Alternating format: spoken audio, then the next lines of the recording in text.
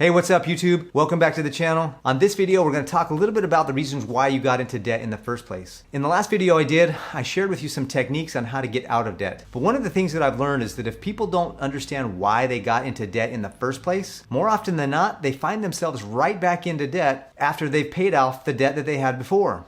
If you don't understand why you got into debt in the first place and change that, even if you pay off your debts, you might find yourself right back in debt because you haven't fixed those habits. You haven't changed the habits that got you into debt in the first place. So let's spend a few minutes and talk about that.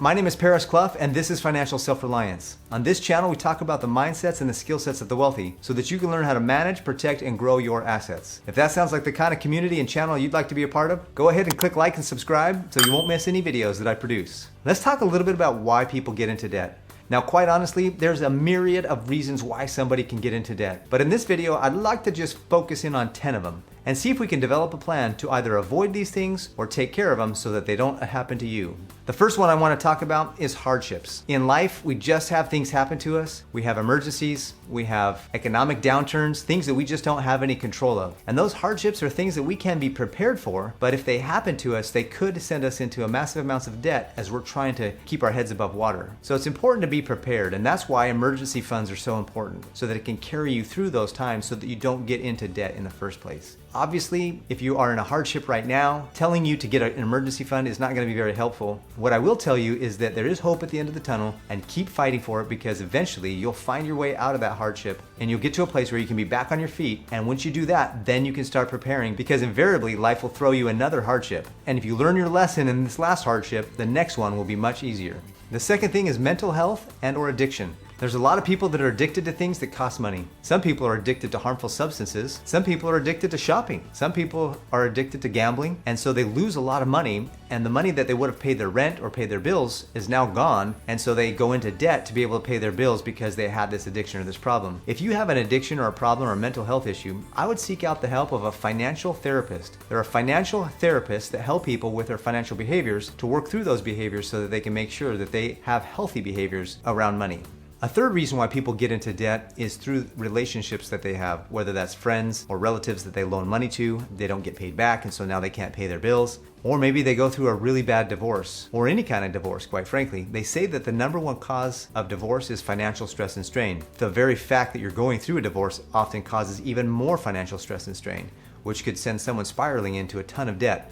Lawyers aren't cheap, and neither is divorce. Another reason why people get into debt is because they're underemployed. They just aren't making enough money. Part of that might be that you're in a place where you're spending too much, and so you might try to live within your means a little better, but maybe you had a hardship earlier, and now you've picked up a job just to have something, and it's just not enough to pay the bills. So one of the things that you can do if you're underemployed, or if you feel like you're just not in a place where you can make enough money to pay the bills, the lifestyle you'd like, go learn a new skill or get a side hustle that brings in extra income so that you can make enough money to pay your bills and stay out of debt. All right, the fifth way that people get into trouble and get into a lot of debt is through FOMO, fear of missing out.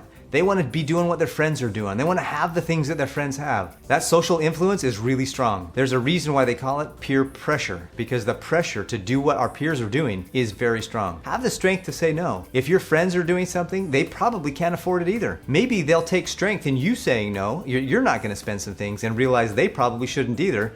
And together you're going to be able to help each other stay on track so that you and your friends stay out of debt. They say that your net worth is the average of the 5 friends that you hang out with. So if you're hanging out with people that are in debt, you're probably going to be in debt yourself. If you hang out with frugal people and people that are wise with their money, you're probably going to end up being frugal and wise with your money. So you might want to take a look at who your sphere of influence is and who your friends are, and make sure that you have the right kind of friends that are getting you to where you want to go and keeping you debt-free and wise with your financial decisions. All right, this next one is pretty powerful. How many commercials do you watch where they tell you to buy this or buy that, or they say that if you buy our product or service, you're gonna have all the joy and happiness you've ever wanted, and you end up buying that thing and you realize it was all just a marketing gimmick? I want you to understand that marketing departments of companies, they study psychology, they study human behavior, they're masters of their craft. They're literally developing commercials to get you to give them your money without you even thinking twice about it. You may not even want or need what they have, but they make it look so good, they make it look so appealing, they make it look so tantalizing, you're willing to give over all of your money to have what that commercial said that you should have,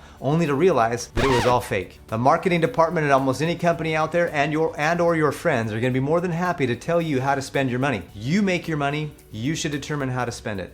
Take back control, be in control, and stay in control. If somebody's telling you to spend your money and it doesn't fit with your values, it doesn't fit with your budget, it doesn't fit with your income, if it's gonna be something that's gonna cost you more than what you've made, have the strength to say no. You're in control. You make the decisions. The next reason why people get into debt is because they confuse their wants and their needs. We all have basic needs. We need to take care of those needs. We need to have food and shelter, and we need to have clothing, and we need to have transportation. We do need to have some technology to keep ourselves connected. However, when we're buying too much car or too much house to keep up with the Joneses and look cool, that's where we start getting into trouble. There's an old saying that I really like that I've heard many times. It says, there, little luxury, don't you cry. You'll be a necessity by and by. What that basically means is that all too often we see something that we want and we see something that other people are buying and we eventually convince ourselves that we need it. And that's actually where we get into trouble. When we see a want and turn it into a need, there's absolutely no reason to be a miser and only buy things you need and never buy anything you want. But don't buy the things you want at the expense of not being able to buy the things you need because you spent all your money on the things you wanted and now you have nothing left over for the things that you need to spend money on, like your rent or your car payment or your insurance or your cell phone. Trust me, I've had too many people, too many clients that I've met that needed to borrow money because they spent on luxuries money that should have been spent on their necessities. Be careful, be wise, and spend your money in the right area. Once you've spent your money on your necessities and those are taken care of and you have extra money, absolutely, go splurge, go have fun, go enjoy life, live life while you have life to live. You have to enjoy the journey, otherwise the destination isn't gonna be as good. Another major reason why people get into debt is because of greed and speculation. There's been way too many people that will borrow money and invest it thinking they found the investment of the decade. They think that this is the next one, this is the one that's gonna take me to the millions. I gotta go leverage it, I gotta go borrow 10,000 from my family members or from the bank or from a credit card, and I'm gonna go put it down on this next property or investment or stock or this hot tip or this next company or this next opportunity. Don't do that. If you see an opportunity that's real and legitimate and you've done your due diligence and you need to borrow a few dollars to be able to get involved, that's a wise business decision. One of the main purposes of debt instruments in the beginning was to be able to have the ability to get cash quickly so that you can start a business or leverage that into something that will be an asset for you and produce an income back. So borrowing money to invest in an asset that will bring you back value, bring you back an income or a cash flow, that's okay. But when you get greedy and you get speculative and you start borrowing and borrowing and borrowing to buy and buy and buy all these things that you think are gonna be the next hot tip, you're gonna get into trouble. Many years ago, that was one of the things that got me into trouble. I was involved in the housing market. I went and borrowed tens of thousands of dollars to invest with a guy who was promised me that he was gonna buy homes and flip them and we were gonna share in the revenue. Ended up, he was doing some things that were illegal and everything got shut down and I lost everything. So I have a personal story with being too greedy and too speculative. Don't do it. Trust me, from personal experience, take my advice. Don't be too greedy and don't be too speculative. If it's a good opportunity today, it'll be a good opportunity tomorrow. So don't fall for the hype of you gotta get in now. The next reason why people get into debt is because they just don't know how to manage their money properly. One of the big things I hear all the time is, we should have learned this in school. Why don't they teach finance in school? We just don't know how to balance a checkbook. I used to work for a bank and one day a lady called in and said, Paris, I just don't understand why I have no money in my bank account. I still have checks in my checkbook. That scared me. I thought it was a prank call, quite honestly. But the reality is people just don't understand the basic fundamentals of finance. If you're not managing your money properly and you're just spending like you have all the money in the world, you're gonna eventually find yourself in huge amounts of debt. A lot of people will earn money, they will then spend it, and then they will go borrow to be able to spend some more. Where the proper way to do it is to make money, to save it, to spend on your bills, and then with what's left over, invest it. That's one of the reasons why I created this channel, so that I could teach people how to manage their money properly. That's in my introduction. I want to teach people how to manage, protect, and grow their assets. So make sure that you've liked and subscribed to this channel so that you don't miss any videos that I produce, because I promise to provide you a solid financial education, fundamentals, the actual principles of finance that will get you from where you are today to where you want to go. I'll share some things like some investments, some hot tips and things like that, but the things that I'll share with you on this channel are the solid financial principles that will get you where you want to go, that have been proven